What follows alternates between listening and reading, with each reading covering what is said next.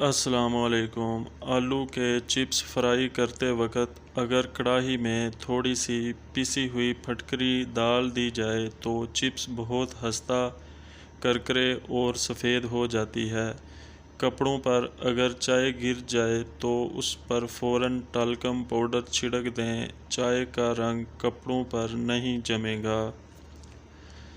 چہرے کا make up اتارنے کے لیے کسی کریم کی بجائے اگر کچا دودھ استعمال کیا جائے تو اس سے چہرے کا میل بھی نکل جائے گا اور جلد بھی نرم ملائم محسوس ہوگی۔ اگر مسوڑھے پھولے ہوں تو نمک میں سرسوں کا تیل ملا کر مسوڑھوں پر لگائیں۔ دن میں 2-3 بار لگانے سے مسوڑھوں میں تکلیف نہیں ہوگی۔ جوؤں کے خاتمے کے لیے ارک گلاب میں شہد ملا کر بالوں میں لگانے سے نہ صرف جوئیں مرتی ہیں بلکہ بال بھی چمکدار ملائم ہو جاتے ہیں۔ کمرے یا کچن میں چھپکلی آ جائے تو وہاں مور کے چند پر رکھ دیں، کسی بوتل یا گلدان میں سجا دیں، چھپکلی نہیں آئے گی۔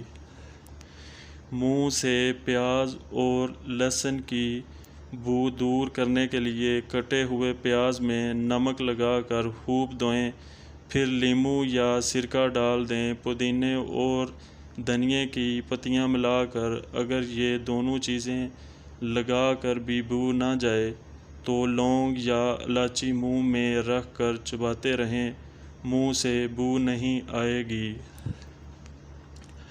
آنکھوں کے حلقے دور کرنے کے لیے حلقوں کے نیچے پہلے بادام کا تیل روئی میں لے کر حلقوں پر لگائیں، پھر 5 منٹ بعد تیل صاف کر کے ارک گلاب روٹی میں بھگو کر لگائیں، 1 ہفتے میں حلقے دور ہو جائیں گے۔ لیموں کے چھلکے سکھا کر پیس لیں، ان میں نمک ملا کر روزانہ دانت اس سے صاف کرنے سے دانتوں کا تمام میل دور ہو جائے گا۔ 1 چمچ کھانے والا میٹھا سوڈا، نمک اور سہاگا لے کر کسی بوتل میں رکھ لیں، روزانہ اس سے دانت صاف کریں، دانتوں کی پلاہٹ دور ہو جائے گی۔